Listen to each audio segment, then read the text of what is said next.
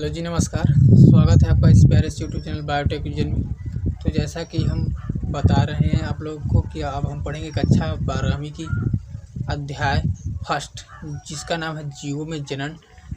तो जीवों में जनन, रिप्रोडक्शन इन ऑर्गेनिज्म, ठीक है, कक्षा 12वीं की है।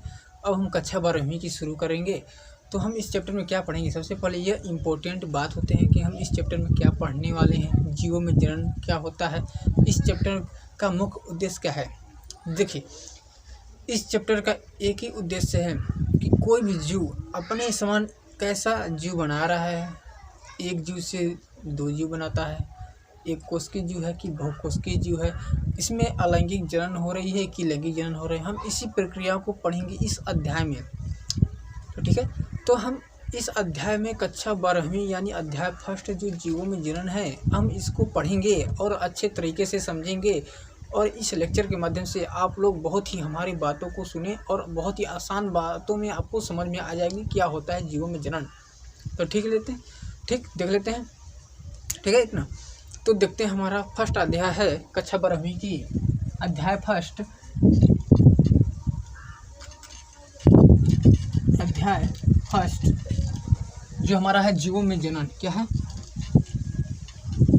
जीवों में जनन, यानी इंग्लिश में बोलते हैं रिप्रोडक्शन इन ऑर्गेनिज्म। क्या बोलते हैं? रिप्रोडक्शन। क्या बोलते हैं? Reproduction in organism.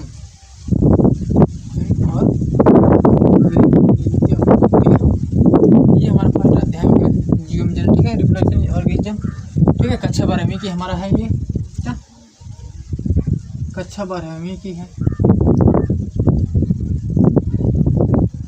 ठीक है। तो हमारा आ गया जीवों में जनन, रिप्रोडक्शन ऑर्गेनिज्म, कक्षा 12वीं की अध्याय फर्स्ट है, चैप्टर फर्स्ट है। तो हम इस अध्याय में जैसा कि बताएं कि जीवों में जनन के बारे में पढ़ेंगे। जीव कैसे एक समान अपने नई जाति को उत्पन्न करते हैं, यानी हम समझ सकते हैं कि इस पृथ्वी पर जितने भी जीव उपस्थित हैं, ये सब किसके माध्यम से दिख रहे हैं, हमें किसके माध्यम से दिख रहे हैं। आज हमारे पास कोई भी जीव है, जैसे मनुष्य का जीव है, तो हम कैसे देख रहे हैं कि एक मनुष्य है, उस मनुष्य की कई सारी जातियाँ उत्पन्न हो गई हैं, कई सारे जीव उत्पन्न हो गए हैं। और कोई पौधा है तो हम देख रहे हैं 2000 मान लीजिए 15 में एक पौधा था, मान के चलिए, ऐसा नहीं होता। और हम देखेंगे कि अभी तक बहुत से पौधे हो जाते हैं। कैसे ये सब हो जाते हैं? ये सब जनन का ही कमाल है, जिसके द्वारा एक से नई जातियाँ उत्पन्न हो जा रही हैं। ये सब जनन के द्वारा होता है। कुछ जनन अनुकूल परिस्थितियाँ होती हैं, कुछ जनन प्रतिकूल परिस्थितियाँ होती हैं। और ये जनन जो होता है, ये जीवों के क्या है, हमारे लक्षण हैं, सजीवों के लक्षण हैं, और जिसके माध्यम से हमारी जाति की निरंतरता बनी हुई है। अगर जनन ना हो तो हमारे पृथ्वी पर कोई भी जाति उपस्थित नहीं हो पाएगा। एक जनन ही एक ऐसा ही रास्ता है जिसके द्वारा सभी जातियाँ आज उपस्थित हैं हमारी पृथ्वी पर। कोई भी ऐसा जाति नहीं है जो हमारी पृथ्वी पर उपस्थित ना हो, चाहे वो पादप हो, चाहे वो जंतु हो, चाहे वो सूक्ष्म जीव क्यों ना हो। उनकी अगर जाति उपस्थित है तो सब जनन के माध्यम से उपस्थित हैं, अन्यथा नहीं। तो हमारे आसपास अलग अलग प्रकार के पेड़ पौधे, अलग अलग प्रकार के हमारे छोटे छोटे कीड़े दिखते हैं। और यहाँ तक कि हमारे आसपास बहुत ही पड़ोसी हमारी जातियाँ भी उत्पन्न हो रही हैं, अलग अलग प्रकार के, अलग तरीके से। और जो नई जाति का विकास हो रहा है, बहुत तेज़ी से हो रहा है, क्योंकि हमारा आने वाला जो काल है वो बहुत तेज़ी से विकसित हो रहा है। और हमारे इस काल का ही विकसित होने का मुख्य कारण क्या है? जनन। समझ आया? जनन का शाब्दिक अर्थ ही होता है कि अपने समान संतान उत्पन्न करना। मतलब हम हैं तो हमारे समान एक संतान उत्पन्न हो गया, ये क्या कहलाता है? जनन, ठीक है। एक गन्ना का पौधा है और उस गन्ने के पौधे से एक और गन्ना निकल आए तो हम क्या बोलेंगे? ये जनन है, इसी को हम बोलेंगे जनन, ठीक है। ये जनन सिर्फ कायिक जनन में चला गया, क्योंकि वो गन्ना में उसकी सेम उसकी किसी भी भाग से ही निकला है, उसका गन्ने का एक नया गन्ना, ठीक है। अगर हम देख रहे हैं कोई गुलाब के पौधा है और गुलाब के पौधे को काट कर अगर कहीं अलग लगा दें, उसके तने या कोई भी शाखा को ही, तो एक नए पौधे का बना लेता है, एक नए पौधे का विकास हो जाता है, नई जाति उत्पन्न हो जाती है उस पौधे की, उसी प्रकार के। तो क्या है? जनन का प्रकार है ये। जनन हमारा क्या है? कायिक जनन में आता है, ठीक है। मतलब किसी भी पौधे के तने भाग या कोई भी भाग, जड़ तना पत्ती, किसी भी भाग से हम अलग जाति उत्पन्न कर, सब क्या आते हैं? कायिक जनन में आता है, पौधे के भाग होते हैं। अगर मनुष्य मान लीजिए, अगर कोई एक मच्छर भी है और उस मच्छर का 1 से 2 मच्छर बन जाता है, वो अपने समान नई जाति को उत्पन्न कर देता है, तो हमारा क्या कहलाता है, वो भी जनन कहलाता है। ठीक है, यानी हम कुल मिला जुलाकर यही कह सकते हैं कि जनन के द्वारा हमारी पृथ्वी पर कोई भी जाति की निरंतरता बनी हुई है और जनन के माध्यम से हम एक दूसरे को देख पाते हैं। आज इतनी सारी जनसंख्या, सब जनन की पॉपुलेशन सब जनन के द्वारा ही उत्पन्न हुए हैं, और ये जनन ना होता तो हमारे लिए सब पॉपुलेशन की संख्या भी घटी रह जाती और हमारी पृथ्वी पर उतना जाति विकास नहीं हो पाता और हमारे आगे भी कोई भी काम संपन्न नहीं हो पाता। ठीक है, तो हमारे देखेंगे जीव में जनन जो हमारा चैप्टर फर्स्ट है, कक्षा 12 की सबसे मोस्ट इम्पोर्टेंट चैप्टर है, और इससे भी बहुत अच्छे खासे प्रश्न आते हैं हमारे नीट एवं साथ साथ उसके बोर्ड एग्जाम, कोई भी अदर बोर्ड एग्जाम हो या कंपटीशन एग्जाम में भी आता है हमारे इस जनन चैप्टर से। ठीक है, देखिए हमारे 12वीं के चैप्टर जो है ये जनन में हमारा मुख्य रूप से बहुत से चैप्टर आते हैं, इकाइयों में बटी हैं, इकाइयों में बटी होती है। जैसे जनन में हमारा आता है, पहला है जीवों में जनन, उसके बाद हमारा आता है पुष्पी पौधों में लगी जनन, उसके बाद हमारा आता है मानव में जनन। हम बताए थे ना, पौधों में जनन होता है, अपने सामने नए पौधे बनाता है। उसके बाद हम पढ़ेंगे मानव में जनन, मानव कैसे एक प्रकार के जीव उत्पन्न करता है, अपने सामने नई जाति को उत्पन्न करता है। फिर उसके बाद हमारा आता है जनन स्वास्थ्य। ये सब क्या है, हमारे जनन यानी इकाइयों में आती हैं, ये जनन चैप्टर में आता है। और जनन का पहला जो हमारा अध्याय आ रहा है जीवों में जनन। ठीक है, तो हमारा इसमें जीव में जनन का जो हमारा आता है, जो पहला टॉपिक पढ़ने के लिए, वो हमारा आता है जीवन काल क्या होता है। सबसे पहले पढ़ने से पहले हमारा जीवन काल ही इसमें दिया गया है, एनसीईआरटी हमारे पाठ्य पुस्तक में। इसमें देखते हैं जीवन काल।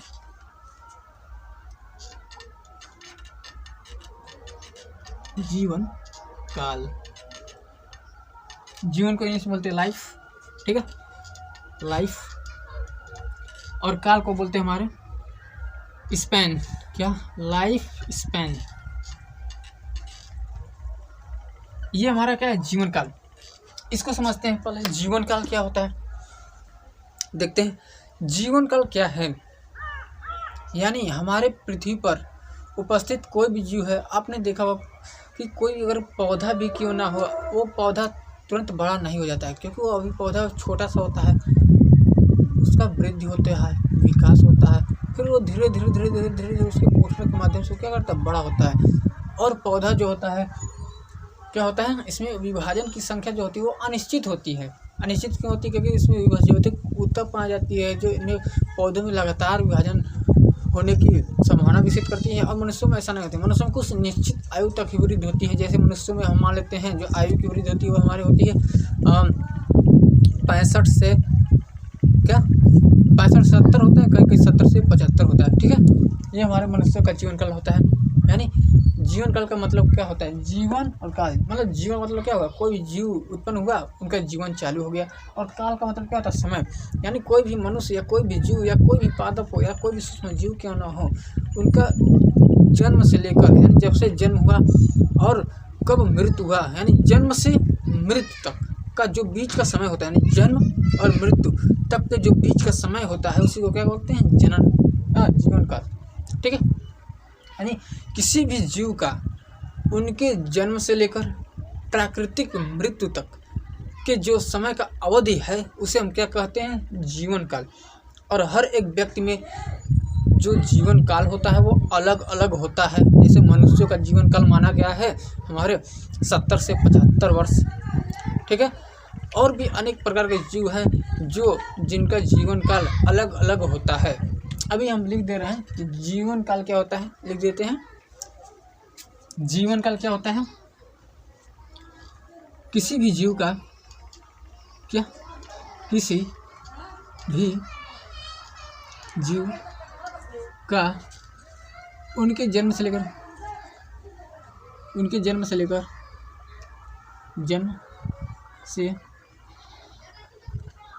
क्या, किसी भी जीव का उनके जन्म से लेकर उनकी प्राकृतिक मृत्यु, उनकी प्राकृतिक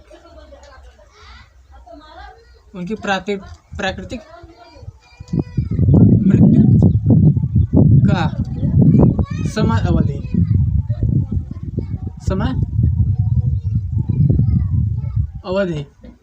ही क्या कहलाता है, जीवन काल कहलाता है। क्या कहलाता है, जीवन काल कहलाता है। ठीक है, जैसे हम बताया लेक्चर के माध्यम से, किसी भी जीव का उनके जन्म से लेकर उनकी प्राकृतिक मृत्यु का समय अवधि ही जीवन काल कहलाता है। ठीक है, हमने बताया कोई भी जीव है उनका जन्म हो रहा है। ठीक है, जन्म हो रहा है, जन्म के बाद वो क्या कर रहा है, वृद्धि कर रहा है। ठीक है, मान लीजिए कोई भी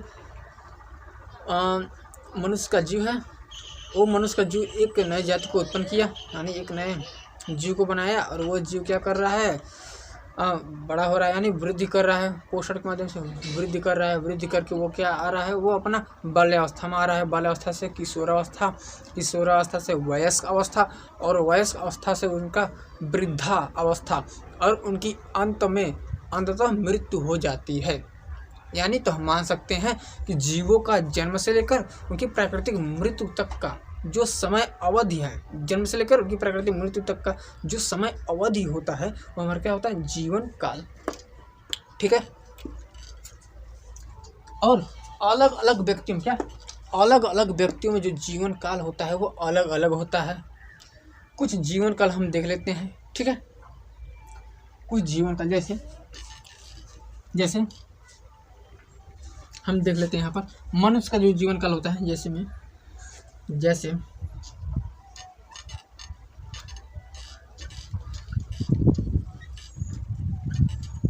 मनुष्य का जीवन काल कितना माना गया है, 70 से 75 वर्ष, 70 से 75 वर्ष।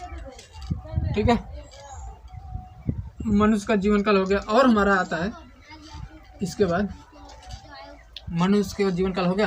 अब हम देखेंगे किसका, मनुष्य के बाद हम देखेंगे किसका, कुत्ते का कितना जीवन काल होता है। कुत्ता का जो हमारा जीवन काल होता है वो हमारा होता है क्या, 20 से 25 साल। क्या, 20 से 25 वर्ष। ठीक है, और हम गुलाब का देखेंगे, क्या, गुलाब का हमारा गुलाब का जो जीवन काल होता है वो हमारा 5 से 7 वर्ष, 5 से 7 वर्ष। ठीक है, धान का देखेंगे, धान का जीवन काल, यानी धान कितने साल तक वो जीवित रहा। ठीक है, तो धान का हम देखेंगे 3 से 4 महीना, 3 से 4 महीना धान का हो गया। अब हम देखेंगे इसमें क्या, गाय का 20 से 25 साल। ठीक है, तोता का देख लेते हैं, किसका, तोता का 140 वर्ष, 140 वर्ष। ठीक है, आप लोग हैरान हो गए कि तोता का 140 वर्ष, मनुष्य का इतना ही, तोता कितना, हाँ भाई इतना होता है। वैज्ञानिकों ने बता दिया कि इनका जीवन काल इतना होता है, तो इतना होता है भाई। ठीक है, अब हम देख लेते हैं किसका, तितली का, किसका,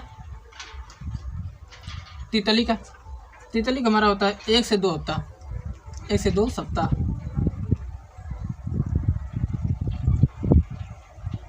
देखो भाई, तितली इतनी प्यारी होती है, लेकिन तितली इतने ही कम जीती हैं। ठीक है, बहुत ही प्यारी होती हैं, ऐसा माना गया है जो प्यारे होते हैं वो बहुत कम ही जीवित होता है। ऐसा नहीं, लेकिन इनका जीवन काल कुछ ऊपर वाला ने ऐसा ही बनाया है, क्योंकि अलग अलग जीव का अलग अलग जीवन काल ही होता है। ठीक है, अब हम देखेंगे क्या, घोड़ा का होता है हमारा 50 से 60 वर्ष।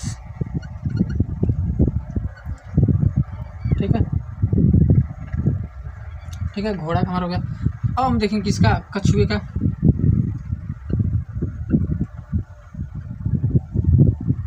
जीवन काल जो हमारा होता है 100 से 150 साल।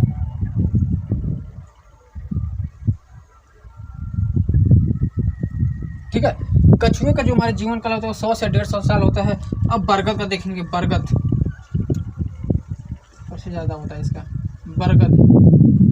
ठीक है, बरगद का जो हमारे जीवन काल आता है कितना होता है इसका, 200 वर्ष। कितना,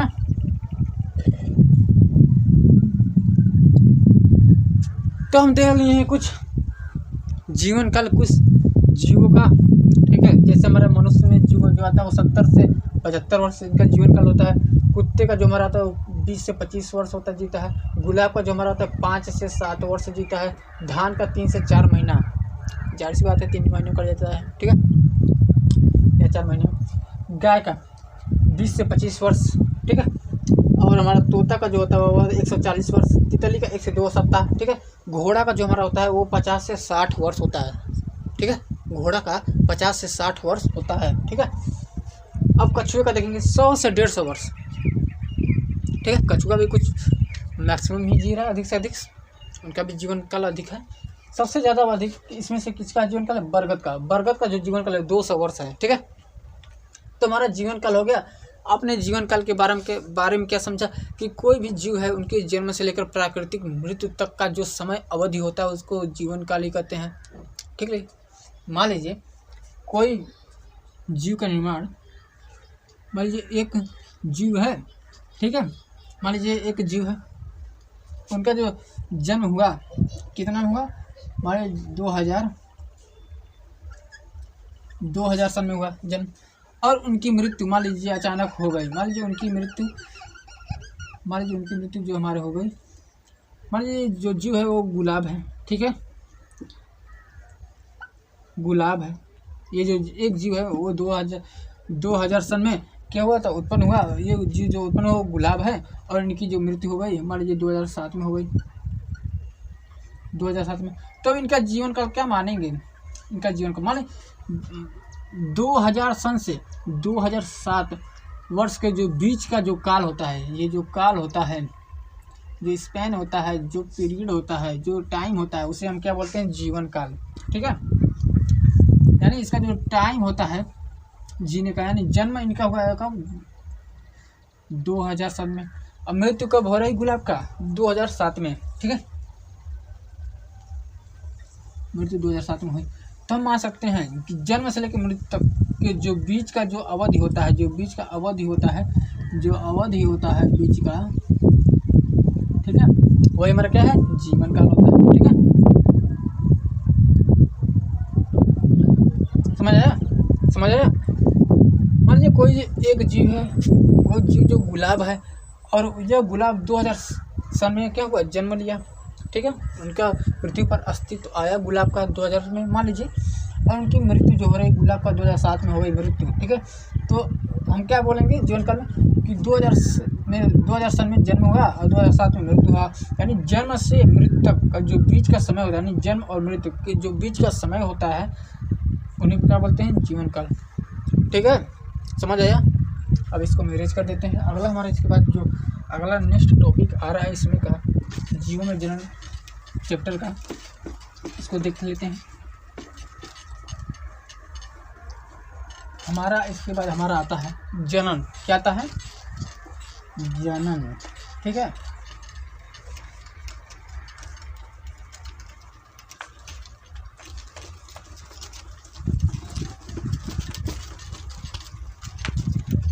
क्या हमारा आता है? जनन, ठीक है। क्या हमारा आता है? अगला जो हमारा टॉपिक आता है वो टॉपिक है जनन।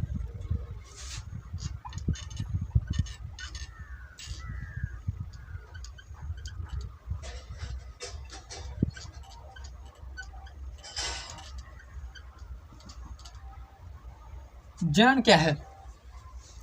हमने शुरू में बताया कि जनन का मतलब क्या होता है? अपने समान क्या होता है? अपने ही समान क्या होता है? संतान उत्पन्न करना। जनन का क्या अर्थ होता है? अपने ही समान संतान उत्पन्न करना क्या कहलाता है? जनन कहलाता है, ठीक है।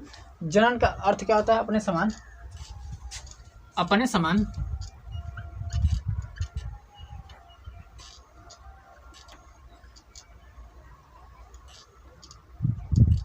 संतान उत्पन्न करना,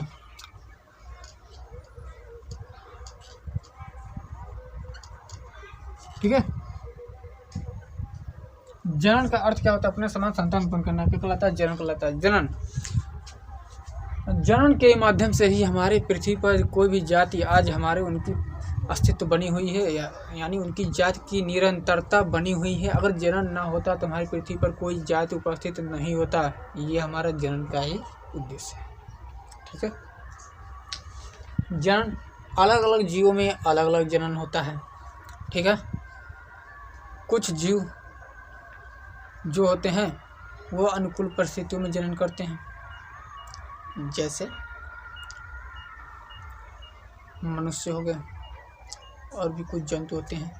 कुछ जो जीव होते हैं वो प्रतिकूल परिस्थितियों में जनन करते हैं, जैसे कवक, शैवाल, ब्रायोफाइटा, टेरिडोफाइटा। ये बीजाणु का निर्माण करते हैं। क्या करते हैं? बीजाणु। और ये बीजाणु क्या होते हैं?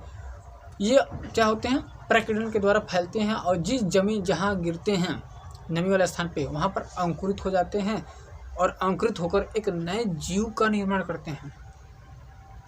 ठीक है, तो हम अब देखेंगे कि जनन अपने समान संतान उत्पन्न करना क्या कहलाता है? जनन। अब हम देखेंगे जनन जो होता है वो हमारे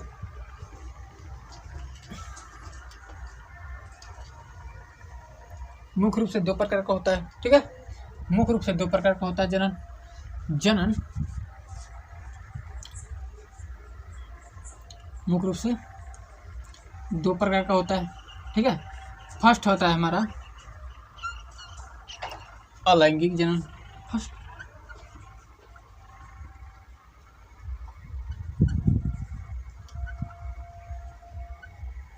और सेकंड हमारा होता है लैंगिक जनन।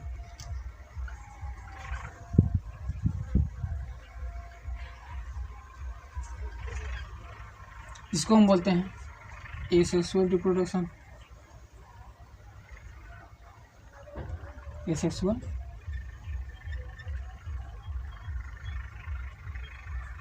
रिप्रोडक्शन, इसको बोलते हैं सेक्सुअल रिप्रोडक्शन। क्या? Sexual reproduction. ठीक है, जनन जो तुम्हारे दो प्रकार का होता है, अलैंगिक जनन और लैंगिक जनन। अलैंगिक जनन को इंग्लिश बोलते हैं एसेक्सुअल रिप्रोडक्शन और लैंगिक जनन को बोलते हैं एसेक्सुअल रिप्रोडक्शन। Sexual reproduction. ठीक है, तो हम सबसे पहले इसको देखेंगे अलैंगिक जनन को।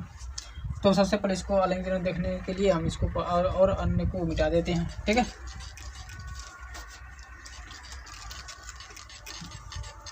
अब तो समझ ही गए कि जनन अपने समान संतान उत्पन्न करना। अब हम देखते हैं कौन सा जनन इसमें हम देखेंगे, अलैंगिक जनन। कौन सा? देखें, अलैंगिक जनन।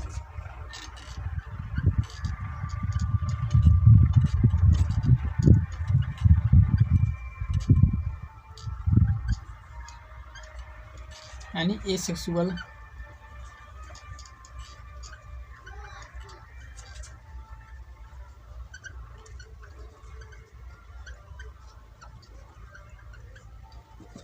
Asexual reproduction. ठीक है, अलैंगिक जनन क्या होता है पहले इसके बारे में आप सुन लीजिए, उसके बाद हम लिख देंगे। ठीक है, अलैंगिक जनन का मतलब होता है अलैंगिक, जिसमें क्या होता है? अलैंगिक, यानी इसमें जो जीव का निर्माण होता है वो एक ही जीव के द्वारा उत्पन्न होता है।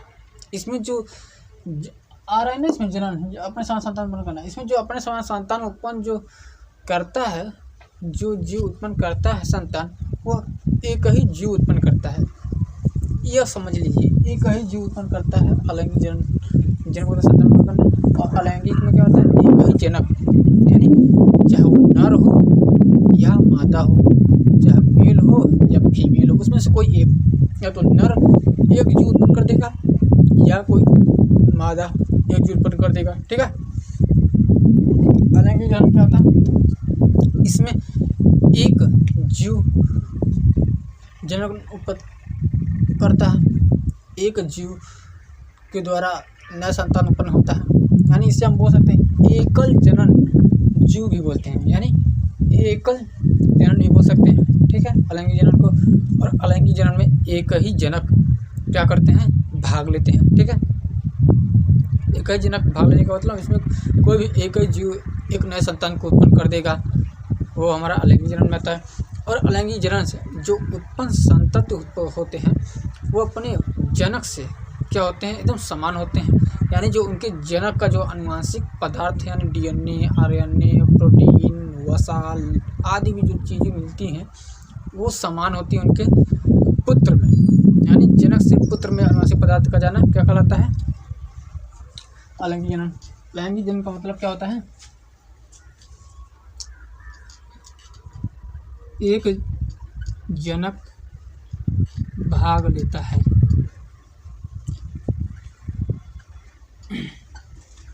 अलैंगिक जनन में एक जनक भाग लेता है, ठीक है। और एक जनक, ये जनक जो है, ये जनक जो होता है इसका जो आनुवांशिक पदार्थ होता है, इसका आनुवांशिक पदार्थ जो होता है क्या होता है? इसके पुत्र में जाता है यानी संतति में जाता है, संतति पहुँचना। और इनके जो जनक के आनुवांशिक पदार्थ होते हैं ये संतति में पहुँचते तो हैं, और यह संतति जो होता है वो अपने जनक से एकदम समानता दर्शाता है। यानी जो जनक और संतति के जो बीच समानता होती है वो समान होती है। यानी इनके भी जो डीएनए, आरएनए, सूत्र आदि होते हैं इनके भी वही सेम होते हैं, कोई भी भिन्नता नहीं होती, यानी इसमें भिन्नता उत्पन्न ही नहीं होती। इसलिए हम बोल सकते हैं कि अलैंगिक जनन जो होता है वो अपने आनुवांशिक पदार्थ को कोई भी जनक अपने संतति में स्थानांतरित कर देता है, ठीक है।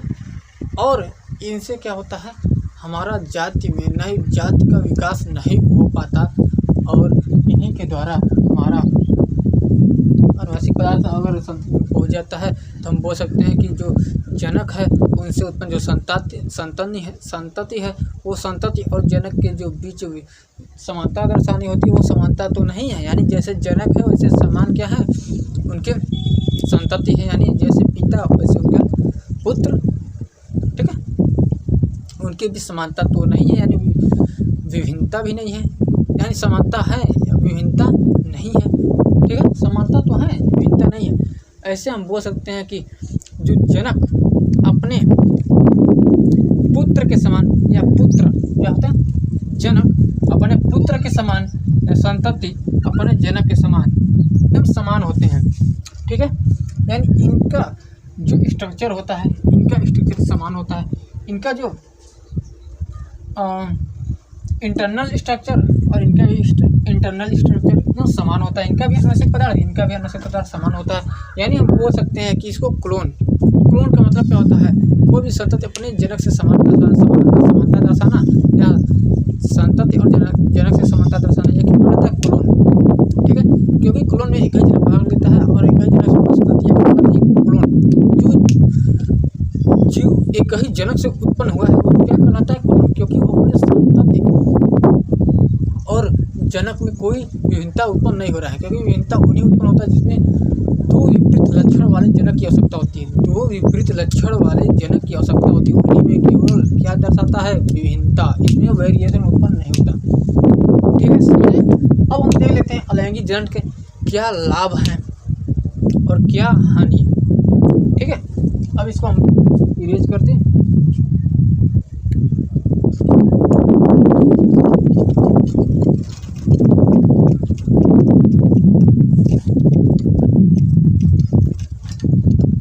आज हमारा पॉइंट आता है क्या,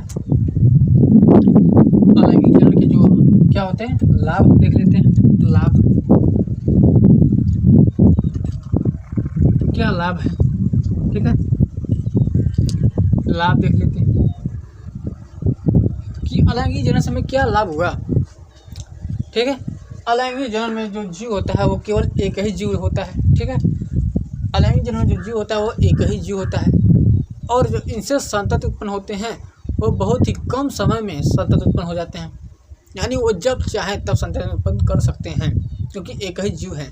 किसी दूसरे विपरीत जीव की ज़रूरत नहीं पड़ती कि वो अलग जीव आएंगे तो हम जनन करेंगे और नए संतान को बनाएंगे, ऐसा नहीं इसमें होता, ठीक है। इसका ये लाभ है।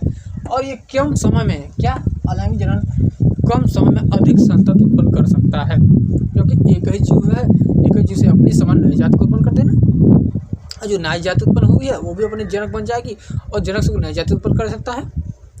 इस तरह से वो बढ़ती बढ़ती बहुत से अधिक संख्या में हो जाती है। ठीक है, तो इनका लाभ हो गया। ठीक है, और अलैंगिक जनन में क्या होता है, इसमें युग्मक नहीं बनता, युग्मक नहीं बनता, ना ही इसमें निषेचन नहीं होता। निषेचन का मतलब वही नर से नर युग्मक, मादा से मादा युग्मक, नर से नर युग्मक का शुक्राणु, मादा से मादा युग्मक का अंडाणु आपस में फ्यूज यानी मिलते हैं तो युग्मन बनता है, जिसे निषेचन बोलते हैं, फर्टिलाइजेशन। इसमें होने वाले जो समय जो लगता है युग्मक, युग्मनज, निषेचन और भ्रूण जो बनता है भ्रूण, ठीक है, संतति का विकास होना गर्भाशय में, इन सब का बचत होती है जो समय लगता है। ठीक है, इसमें अलैंगिक जनन में निषेचन, युग्मक का निर्माण, भ्रूणी आदि प्रक्रियाएं नहीं होती। ठीक है, ये समझ लिए। और इसमें देख लेते हैं अलैंगिक जनन में जो होता है उसमें आनुवांशिक पदार्थ समान होता है। अलैंगिक जनन में जो होता है इसमें क्या होती हैं, विभिन्नता उत्पन्न नहीं होती है। अब इसका हानि देख लेते हैं। ठीक है, हानि क्या है,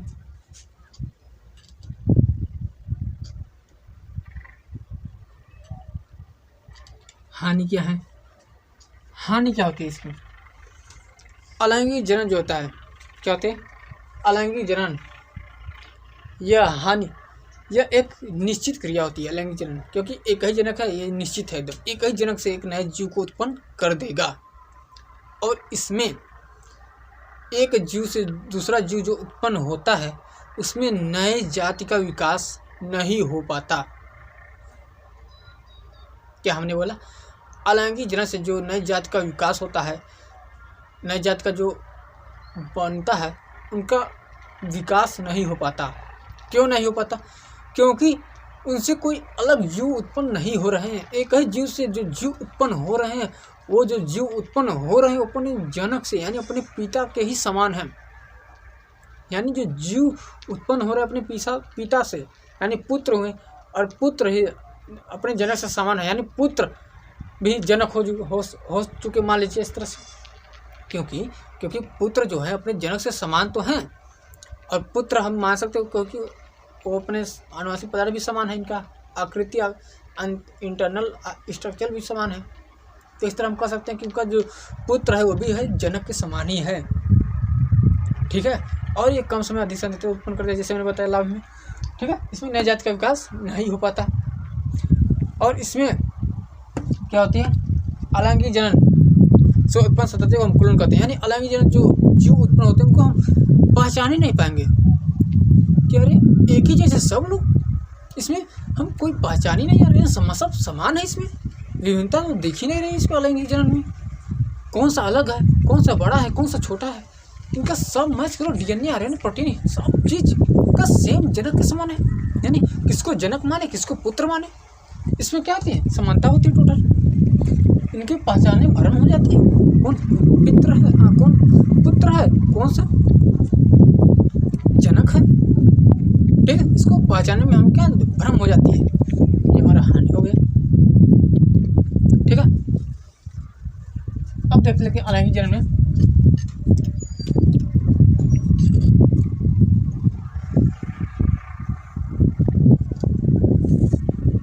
अब देख लेते हैं हमारा अलैंगिक जनन की विशिष्टता क्या है, अलैंगिक जनन की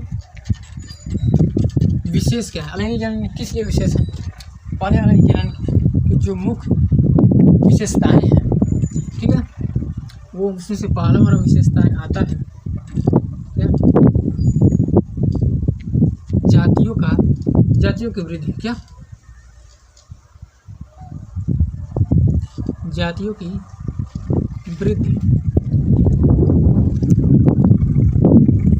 ठीक है, इसमें क्या हो रहा है, जातियों की वृद्धि हो रही है अलैंगिक जनन में। जैसे बताया इसमें बहुत से संतान उत्पन्न हो रहे हैं अपने अलैंगिक जनन से, अपने जो जीव उत्पन्न हो रहे हैं वो अपने जनक से समान ही, यानी बहुत से जो संतति उत्पन्न हो रहे हैं वो संतति अपने जनक के समान है, तो जनक वो भी हो गए मान लीजिए, समान तो है, क्लोन तो है, और वो अपने समान नई जाति को उत्पन्न कर रहे हैं। यानी इस तरह से कम समय में अधिक संतति उत्पन्न हो रहा है, यानी इसकी जाति की वृद्धि तो हो रही है, जातियों की वृद्धि तो हो रही है। जीव की जाति में वृद्धि तो हो रही है। ठीक है, अब हमारा इसके बाद आता है दूसरा। क्या दूसरा हमारा क्या आता है? दूसरा हमारा आता है जातियों की निरंतरता।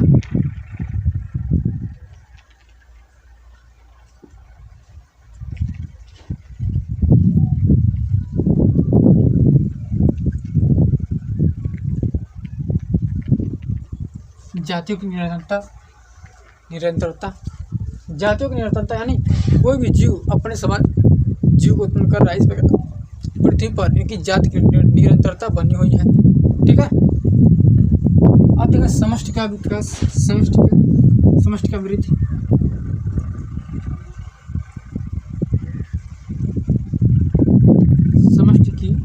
समष्टि का विकास या वृद्धि।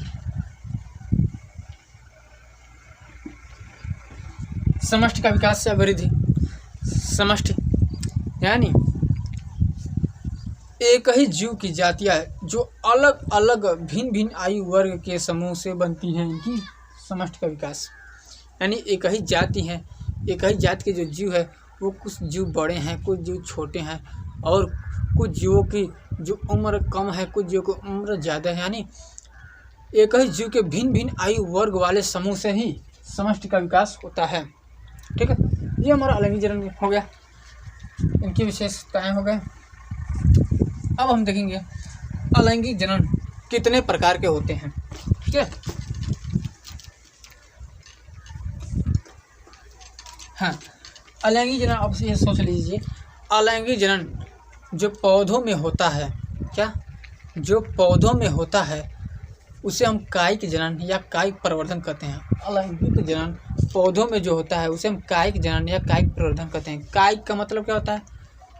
कायिक का मतलब किसी भी पौधा के उसके जड़, तना या उसकी पत्ती से किसी भी अग्रभाग से उनकी एक नई शाखा का निकलना, और वो शाखा एक जीव का निर्माण कर देता है, यानी एक नए पौधे का विकास कर देता है, और वो पौधा बड़ा होकर एक वृक्ष का निर्माण करता है। यही क्या होता है हमारा अलैंगिक जनन में कायिक जनन जो पौधों में होता है। तो कैसा लगा हमारा ये वीडियो? अगर आपको यह वीडियो पसंद आया तो हमारी वीडियो को लाइक कीजिए, चैनल को सब्सक्राइब नहीं किए हैं तो चैनल को कृपया करके सब्सक्राइब कर लीजिए, अपने दोस्तों के साथ हमारे चैनल को शेयर कीजिए, और मिलेंगे हम आपको अगले वीडियो में। तब तक के लिए धन्यवाद।